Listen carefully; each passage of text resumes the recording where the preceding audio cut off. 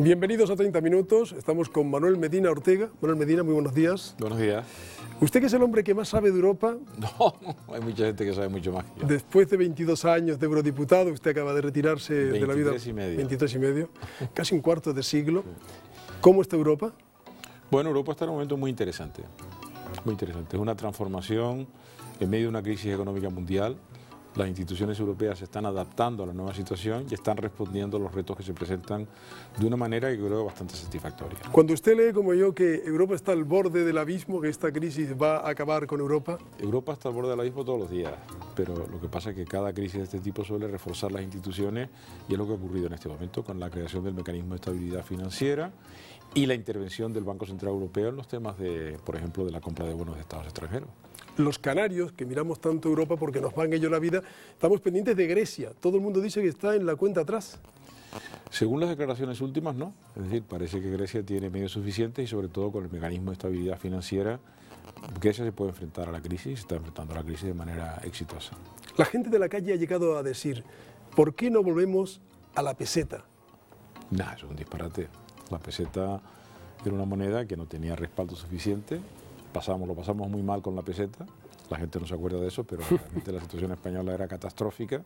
Estábamos, por ejemplo, mira, hay un dato fundamental que la gente no conoce, y es que este último semestre, el primer semestre del año 2011, por primera vez que yo recuerde en la historia de España, tenemos superávit de la balanza comercial española. Sí, sí, ha pasado desapercibido Este el año dato, ¿no? tenemos el mayor número de turistas que hemos tenido nunca. Y bueno, la peseta, como todas las demás monedas y tal, bueno, la peseta no existe. La economía española, dentro del ámbito del euro, pues se está defendiendo como todas las demás monedas y como todas las demás economías. Perdón. ¿Alemania se ha portado bien en esta crisis? Alemania ha hecho lo que tenía que hacer. Alemania es el país que tiene mayores posibilidades económicas, entonces está respondiendo en función de sus obligaciones, de sus necesidades y de sus posibilidades. ¿Francia? Igual, sí, que los países están respondiendo bien, la Europa está funcionando y los países están colaborando para evitar que la crisis económica se lleve por delante las economías europeas. Porque claro, si la economía griega va mal, también iría mal la economía alemana. Por tanto, en el interés propio de los alemanes, Alemania está empeñada en defender la economía griega. ¿Y si la economía alemana va mal la canaria? Van mal todas, claro. ¿El turismo? Claro, exacto, es uno de los elementos de la economía canaria, es el turismo. Alemán, pero inglés. También las exportaciones. Sí, España está exportando, Canarias exporta también a Alemania. Apelo de nuevo a su grado de información. A mí me consta que usted, que llevó casi un cuarto de siglo de eurodiputado canario, maneja buena información. ¿España peligra? No, de ninguna manera. ¿De verdad? Yo creo que está muy consolidado, es decir, el régimen... España, la Constitución del 77, del 78 en definitiva, perdón, introdujo una serie de cambios, como es la monarquía constitucional y sobre todo la creación del Estado de las Autonomías. Y resolvimos un problema histórico, que era el problema que llamaba Ortega el particularismo español.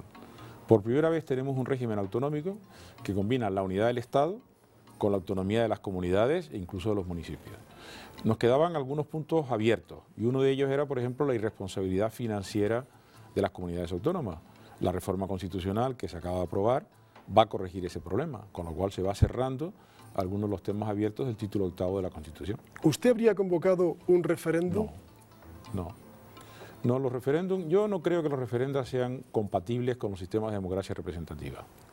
El referéndum, por lo menos para mí, lo asocio a la dictadura. Lo asocio a la época de General Franco, que convocaba un referéndum o un plebiscito, como hacía Pinochet, pensando ganarlo, con mucha presión sobre la gente. Normalmente en los regímenes de democracia representativa, los referendos dan un resultado negativo, porque el referéndum se utiliza para votar contra el gobierno.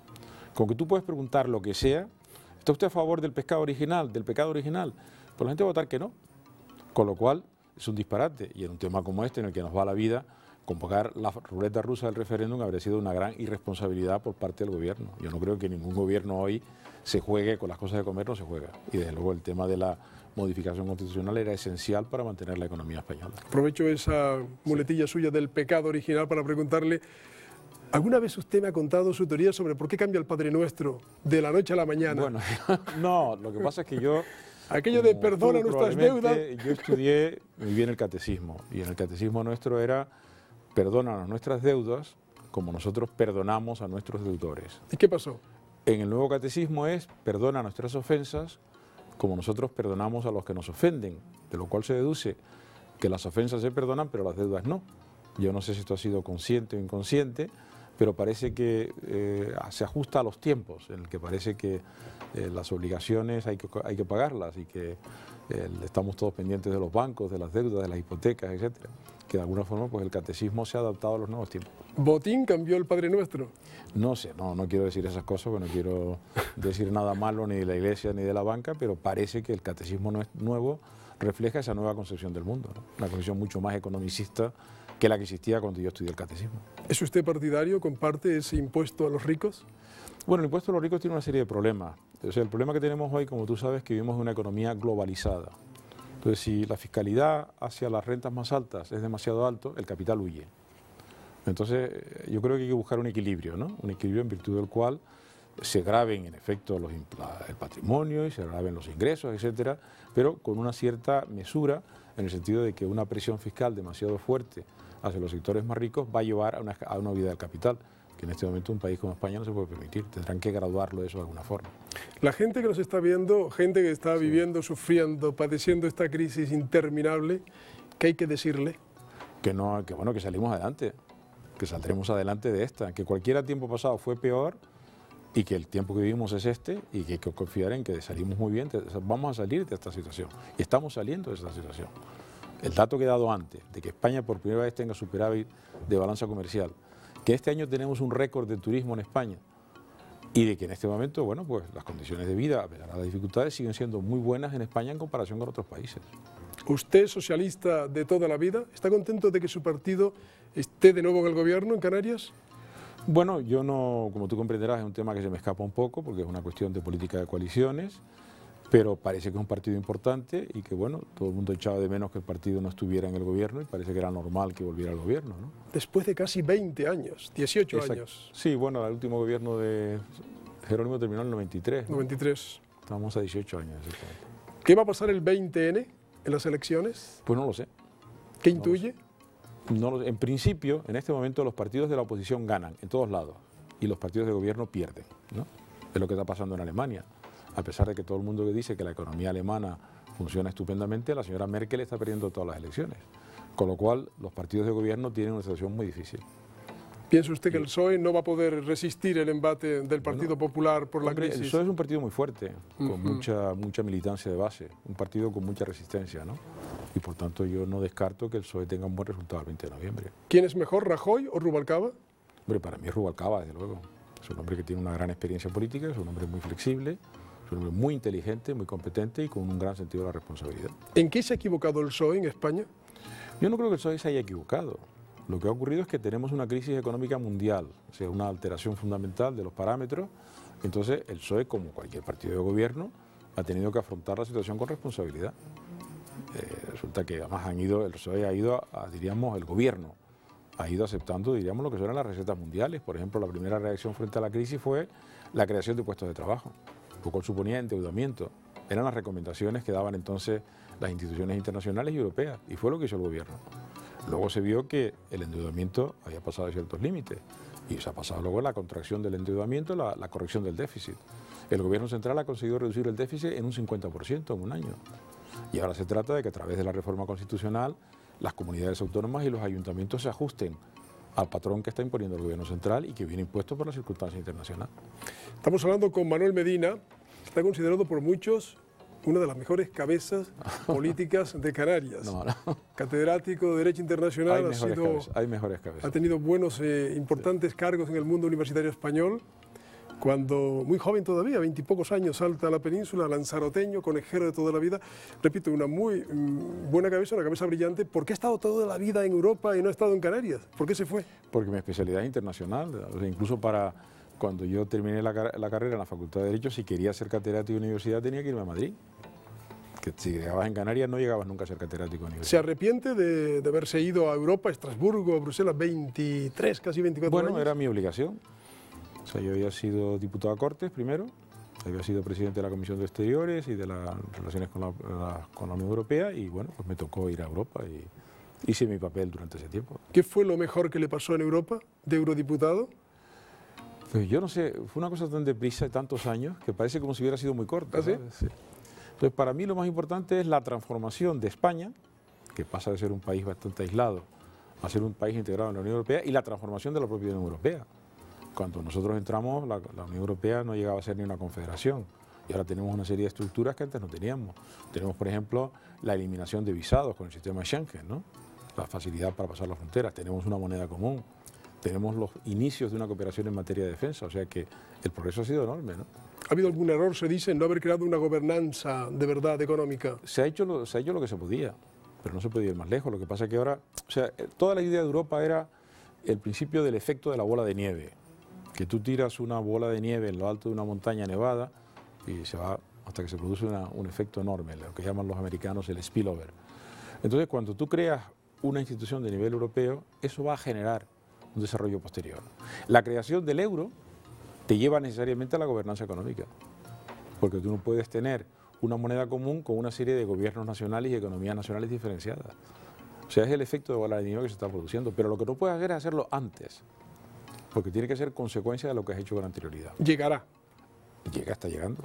En este momento ya lo tenemos. En este momento tenemos la supervisión financiera de las economías de todos y cada uno de los países miembros por las instituciones europeas, con la segunda parte, y es que los países reciben ayuda para evitar que las crisis económicas les afecten muy profundamente. Claro, preguntarle a un europeo enamorado de Europa como usted, si Europa se va al garete, usted me dirá, ni mucho menos, el sueño de Europa sigue siendo vigente, va a ser realidad. Vamos a ver, yo no creo que sea cuestión de sueños. El problema es que Europa, en este momento, la Unión Europea son 27 países. Cada uno de esos países es insignificante, incluyendo Alemania, que es el mayor. En el contexto de las grandes estructuras mundiales es muy pequeño. Estamos hablando de grandes entidades como son Estados Unidos, como es Rusia, como es China, como es India, como es Brasil. Entonces los pequeños países de Europa, a su suerte, pues estaríamos condenados a ser colonia de alguna de las grandes potencias mundiales. No tendríamos la posibilidad de subsistir. El canario... Seríamos colonizados y explotados, porque siempre hay que colonización hay explotación. Explotación también. Le iba a preguntar si sí. ¿Usted cree que el canario es de verdad europeo? Claro. No tenemos ninguna otra identidad que la europea. Lo de americano o americanista nos viene dado. Bueno, nosotros hemos sido, diríamos, padres de América, ¿no? Como han sido los ingleses, los franceses, los italianos, etc. Es una parte, es decir, la América Latina en gran parte es creación nuestra. Pero no somos latinoamericanos porque es una estructura distinta. Nosotros, desde el punto de vista económico, social, cultural y político, estamos en Europa a todos los aspectos. ¿Somos africanos? Tampoco. Tampoco. Tampoco. Es un archipiélago que está separado, incluso desde el punto de vista geológico, del continente africano. O sea, el archipiélago es un archipiélago atlántico. Si tú quieres, somos una región atlántica. Pero ni somos africanos ni somos americanos, somos europeos fundamentalmente. ¿Canarias será independiente alguna vez? No. Nunca, cree usted. ¿Para qué? Explíqueme eso, ¿para qué? Pues en este momento nosotros somos españoles y tenemos la ventaja de tener un país como España, que es un país fuerte y sólido, integrado en una entidad fuerte y sólida como es Europa, que nos protege. Estamos disfrutando de un clima maravilloso, en unas circunstancias estupendas, nos beneficiamos de la pertenencia a esa entidad y no veo la necesidad de crear un país independiente, que teníamos que tener una marina, un ministro de marina, un ministro del aire, yo no sé qué y tal. Sería carísimo y además no serviría para nada, porque no tendríamos la protección que tenemos en este momento. Es decir, cualquier cosa que pase, tenemos detrás a España, tenemos detrás a Europa y tenemos detrás la OTAN. Lo cual, es decir, el canario puede permitirse el lujo de vivir tranquilamente como estamos viviendo cuando a pocos kilómetros de aquí la gente se está matando, ahí en el norte de África. ¿Corremos riesgo de ser invadidos? No. No, en este momento, por fortuna, precisamente por esto, no hay ningún país que esté dispuesto a invadir a una parte del territorio europeo. Es decir, Europa hoy está protegida por su propia entidad y por la pertenencia a la Unión, a la Alianza Atlántica. Con lo cual, un ataque contra cualquier parte del territorio europeo sería respondido masivamente por las potencias que mayor potencial tienen hoy. ¿Lo ha imaginado alguna vez usted eso? ¿Qué pasaría? ¿Las consecuencias? Es que no me lo puedo imaginar. ¿Qué pasa en África, en el norte de África, la primavera árabe, la caída de Mubarak, la caída del presidente tunecino y ahora Gaddafi? Es una crisis muy profunda, ¿no? Profunda. Pero lo que no sabemos es cómo va a ir esa crisis, ¿no? Es una crisis, bueno, que por el momento ya está causando muchas muertes ya, ¿eh? Solamente en Libia estamos hablando de casi 50.000 muertos, ¿no? ¿Por qué lo de Libia? Hombre, los países que tienen petróleo lo pasan muy mal. Así es, por el petróleo al final. Fíjate que hasta Noruega, que era un país muy pacífico, pero que es el único país petrolero que tenemos en Europa, ha tenido la masacre del verano pasado. De la isla de Utoya. Parece que el petróleo y la sangre van unidos. Es decir, el petróleo es un elemento tan importante de la economía que la lucha por el control del petróleo lleva consecuencias tremendas para los países que tienen la desgracia de tener petróleo. Tú tienes un país como Venezuela, que es riquísimo, un país como Irán, como Irak, como Libia, o los países del Golfo Pérsico y demás, que tienen unas dictaduras y unos regímenes absolutamente autoritarios. Es decir, yo francamente vivir en un país petrolero es lo peor que le puede pasar a nadie. Hay que vivir en países que no sean petroleros, porque el país petrolero es fatal, porque además de alguna forma desintegra la estructura social. ¿Dejemos el petróleo ese canario marroquí quieto entonces? Yo espero que no haya petróleo en Canarias, porque realmente en cuanto hay petróleo hay problemas sociales y políticos. ¿Algo va a pasar en Venezuela? Hombre, en Venezuela siempre está pasando algo. En este momento tenemos una situación inestable, con un presidente de la República que aspira a presentarse a la reelección, pero que tiene una enfermedad grave, con una oposición muy fuerte y con unas estructuras sociales muy descoyuntadas. O sea, no se han podido resolver los problemas básicos de la sociedad venezolana, que eran las grandes diferencias sociales, ¿no? La inseguridad ciudadana es enorme, por ejemplo, ¿no? Con lo cual, Venezuela, como todo país petrolero, está, porque hay algo, es decir, el trabajo, es decir, la economía es el resultado del trabajo. Entonces, el petróleo da la ilusión de que no hace falta trabajar para crear producción. Si el petróleo se inserta en la economía, destroza la economía. Lo que hicieron los noruegos fue crear un fondo soberano, Statoil, de forma que los ingresos procedentes del petróleo no entran en la economía del país, se invierten internacionalmente. Creo que solamente un 5% va a atender ciertas necesidades básicas sociales del país. Pero la economía noruega sigue funcionando, los noruegos siguen pescando, siguen teniendo agricultura, siguen teniendo industria, siguen teniendo navegación. O sea que para los noruegos el petróleo ha sido aislado de la economía nacional, porque el petróleo destruye no solo la economía, sino además las sociedades. Te estaba preguntando por América y estaba pensando que América está al revés, ha dado la vuelta, el sur está mejor que el norte, hay que ver cómo está Estados Unidos. Sí, bueno, tampoco está tan mal Estados Unidos. Pero se anuncian malos vientos. Bueno, ya, pero no podemos, Estados Unidos sigue siendo la primera potencia mundial, la primera economía mundial, la primera potencia militar y además la potencia directora o hegemónica mundial. Que tenga problemas, sí, como siempre los ha tenido, ¿no? Son problemas propios de un país que tiene 300 millones de habitantes, que tiene grandes diferencias de nivel de riqueza, ¿entiendes? Y que tiene muchas diferencias de carácter regional, de casta, económicas, etcétera, ¿no? ¿Te conoce bien ese país y dio clase incluso en California sí, una yo época, he sido ¿no? profesor en Estados Unidos, Fue profesor. Allí, he tenido familia allí, he tenido mis hijos han nacido allí, todo lo demás, o sea que tengo mucha vinculación con Estados Unidos. Todos pensábamos que Obama corría peligro y que podría sufrir un atentado. Han matado sus ideas al final. Sí, pero bueno, en Estados Unidos matar a un presidente no es nada excepcional, o sea que... Pero a este le han matado las ideas, no lo han matado físicamente. Bueno, lo que pasa es que siempre pasa igual, ¿no? Cuando se está uno en la oposición, se formulan programas y luego cuando se llega al gobierno se da uno cuenta de que no se pueden llevar a cabo. ¿Ha sido un bluff, un fracaso Obama? No, de ninguna manera. Yo creo que ha sido un cambio muy importante de la perspectiva mundial. Tener un presidente negro de la primera potencia mundial es muy importante. Es un mensaje que ha mandado la sociedad norteamericana al mundo, diciendo aquí nosotros... Los negros son americanos, aunque él es nada más que mitad negro, mitad blanco, pero se está creando una sociedad nueva y yo creo que es un paso importante y que yo espero que no se vuelva atrás, es decir, que el avance que ha supuesto la elección de un presidente negro sea consolidada con mayores realizaciones y mayor igualación de la sociedad norteamericana. Pero se anuncia para diciembre del próximo año unas elecciones muy calientes en Estados Unidos. Bueno, lo normal es que el gobierno pierda las elecciones. ¿Ah, sí? Lo normal. A pesar de que como Clinton en todos los países el crisis, gobierno pierde las elecciones. Por la crisis, está usted pero no diciendo. porque Obama lo haya hecho mal o porque Obama sea negro, es simplemente porque los ciudadanos no comprenden. Es decir, cuando las cosas van bien, los gobiernos apuntan al éxito y cuando las cosas van mal, el pueblo le echa la culpa a los gobiernos de que vayan mal, como es lógico, ¿no? 10 años después del 11S, ¿qué opinión le merece aquello? Bueno, aquello fue un disparate, fue un acto de provocación y a ese acto de provocación se ha respondido como siempre suele ocurrir. Yo creo que la respuesta ha sido excesiva en algunos casos, porque claro, el número de víctimas ocasionada por los occidentales en países como Irán, Afganistán, Irak, Afganistán, Pakistán, Libia, etcétera, es muy superior al número de víctimas que produjo lo del 11 de septiembre. ¿Cuántos estamos hablando? La diferencia es abismal, seguro. Estamos hablando de 1 millón de personas que han muerto como consecuencia de las represalias occidentales después del 11 de septiembre, la llamada lucha contra el terrorismo. Frente a los 3.000. El único problema que tiene eso es que estamos causando víctimas. Y esas víctimas son enemigos potenciales. Hemos cometido crímenes entonces en Sí, virtud de la en defensa. Irak, desde luego, crímenes. Crímenes. En Irak, crímenes. Un crimen contra la humanidad, crimen contra el derecho internacional. ¿Quiénes son los culpables? En el caso de Irak era muy claro, era Bush, el presidente Bush, ¿no? ¿Solo Bush? Era Bush, el presidente de los Estados Unidos. ¿Los aliados? Bueno, pero es Bush, el presidente de los Estados Unidos, la potencia hegemónica que arrastra a sus aliados en ese caso. ¿Aznar? Bueno, es un aliado, un simple acólito de Bush, pero realmente el responsable del presidente Bush. Si Bush hubiera decidido no ir a Irak, Aznar no habría ido a Irak. Claro. ¿Será juzgado Bush?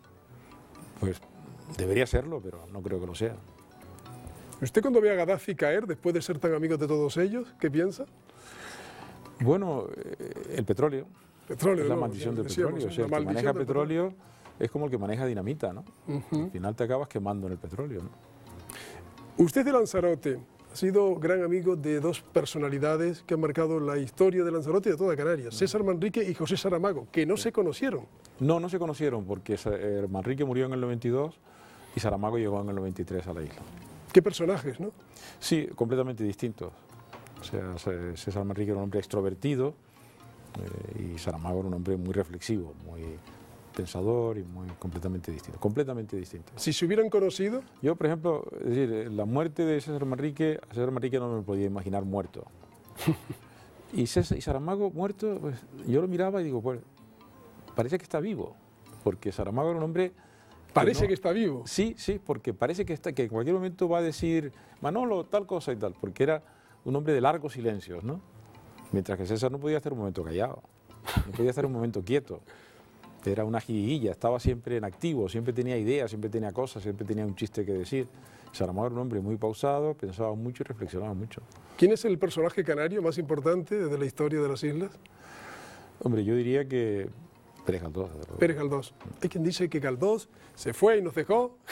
Hay unos celos tremendos Pero sobre ¿qué iba a hacer Galdós. Pérez ¿Qué iba a Galdós hacer aquí? Pérez Galdós? En el año 1800, cuando hay un libro muy bonito que recomiendo a la gente, que creo que se llama 5 horas en Tenerife. que 9 es- horas, 9 horas en Tenerife. Precioso, sí. Un libro precioso, que es con 14 años o 15 años, Galdós sale de Las Palmas para ir a la península y el barco para en Tenerife. Y entonces el estilo que tenía Galdós en aquel momento es el estilo que ha tenido toda su vida. O sea, el hombre tenía una preparación intelectual increíble, una gran capacidad de escribir que aplicó luego a toda su vida. Lo que pasa, claro, que si él se llega a Tenerife, se llega a quedar en Canarias, nadie lo conocería hoy. Él tuvo que ir al único sitio donde podía tener una plataforma, que era Madrid. Esta seguramente es la generación de los indignados, por el famoso libro de Stephen Hessel. Sí. Venimos de la generación de la transición, usted y yo. A los jóvenes, ¿usted qué les dice desde la transición a los indignados? Pues me parece bien que estén indignados, pero sobre todo ante una situación difícil como la actual, hay que pelear duro y luchar duro y trabajar duro. Es decir, a la hora de la verdad, el resultado de la vida propia depende del esfuerzo propio. Y por tanto que no dejen de prepararse para un mundo que sigue y adaptarse. Concretamente, lo más importante es entrar en el mundo del trabajo, que es muy difícil. Y aprender el idioma, el inglés. Bueno, no, sabiendo bien español se puede hacer muy bien también las cosas. Digo porque Lo impo- ustedes en el Parlamento Europeo tienen eurodiputados que no saben inglés y que no. Bueno, ya, pero ¿sabes lo que pasa? Que nosotros tenemos un país como España con una gran cultura, además un país con una lengua universal, lo cual hace muy difícil que la gente aprenda idiomas extranjeros. Lo importante para mí es que la gente se prepare bien en el campo que sea, en la actividad que sea, puede ser fontanero, puede ser marinero, puede ser comerciante, ¿entiendes? Pero que lo hagan bien, y que sobre todo que piensen que que la vida no es tan fácil como parece, que todos tenemos que seguir luchando para poder... La vida es la lucha, es la agonía, la palabra griega, ¿no? La lucha constante. El día que dejas de luchar te has muerto. Y entonces parece que hay una cierta tendencia a pensar que la vida es fácil. La vida no es fácil, nunca lo ha sido. La ventaja que tienes si eres joven, que puedes luchar con más fuerza. Si eres mayor, luchas con menos fuerza, pero tienes que seguir luchando. Sí, sí, soñar Nadie con- nadie te da nada. Tienes que trabajarlo y buscártelo tú. Ese paraíso que perdimos y que siempre soñamos, ¿no? Que nunca existió, Nunca claro. existió. Aquello de Cervantes, ¿no? Sí, señor. Lo del tiempo de oro, ¿no? Felices aquella época en la que no existía ni lo mío ni lo tuyo y qué tal. Todo eso no existió nunca ni existirá nunca. Ni claro. existirá, pero da lugar a muchos Ni el sueños paraíso terrenal maravillosos. existió ni cosas por el estilo. ¿Por qué tienen tan mala fama los eurodiputados por aquello de que cobran unos sueldos enormes y que quieren viajar en primera, en business, y que no aceptaron el otro día cuando les plantearon viajar como turistas, quieren vivir como reyes? ¿Eso es verdad o está deformada No, la imagen del No, eurodiputado? el eurodiputado es un señor que lo pasa muy mal. Sobre todo si es canario, porque tiene que vivir en el avión. En general, el eurodiputado tiene que estar muchas horas en los aviones, tiene que ver cómo consigue el pasaje en el avión, cómo llega al sitio a la hora a la que tiene que estar. Pero cobra bien, cobra muy bien. No, cobra lo que hace falta para poder pagarse los gastos en avión, los restaurantes. No es para tanto entonces. No. No es eso. Los lobbies, Manuel Medina, que se dice que funcionan en el Parlamento Europeo, ¿en qué consisten? ¿Son gente que hace cosas raras? Lobbies existen en todos lados. Lo que pasa es que el Parlamento Europeo tiene facultad de decisión. Es decir, en el Parlamento español la gente no se molesta de ir al Parlamento. Es decir, los lobbies no van al Parlamento. Los lobbies actúan con el gobierno, o si acaso con la oposición directamente. En el Parlamento Europeo, la peculiaridad del Parlamento Europeo es que los parlamentarios tienen posibilidad de tomar decisiones. Son los representantes de los intereses económicos o sociales, porque estamos hablando de representantes de sindicatos, de organizaciones de consumidores, de empresas, de lo que sea, de intereses regionales, pues tienen que hablar con los parlamentarios. Y el Parlamento Europeo reconoce esa realidad. Se les recibe, se habla con ellos, se les escucha. Yo siempre que tenía un tema pendiente, yo escuchaba a todo el mundo. Podían ser sindicatos, podían ser consumidores, podían ser empresarios, podían ser banqueros. ¿Lo tentaron económicamente alguna vez? Nunca. Yo, al contrario, casi siempre invitaba yo a tomar café, por ejemplo, que es lo que... Después de lo de Francia y después de lo de Japón, sí, las centrales nucleares y los almacenes nucleares están condenados a desaparecer. Parece que el tema es muy difícil. En este momento la industria nuclear tiene que tener la prueba en contrario, ¿no? Es decir, tienen que demostrar que son seguras, porque nadie se atreve a establecer nuevas centrales nucleares después de lo de Japón. Ten en cuenta que Japón, cuando se produjo el incidente de Chernobyl, el jefe del gobierno alemán, el señor Kohl, dijo que eran centrales comunistas. Por eso funcionaban mal. Claro, ahora con una central capitalista en el país de mayor tecnología del mundo, que es Japón, evidentemente la energía nuclear es como un caballo desbocado que no es fácil de controlar. Porque el problema de la energía nuclear es las consecuencias enormes de un accidente nuclear. Claro. Una central eléctrica puede producir un incendio, pero es que un accidente nuclear puede producir unos resultados incalculables, ¿no? Ha visto que he huido de la nostalgia, que a usted no le gusta nada en estos 30 minutos, pero usted ha hecho muchas cosas en 22 años. Quizá la que más me llamó la atención fue cuando me contó, cuando fue usted a una operación de desarme en Colombia y se disparó un arma y algo pasó allí, ¿no? No, claro, murió un trabajador al lado mío, trabajador colombiano.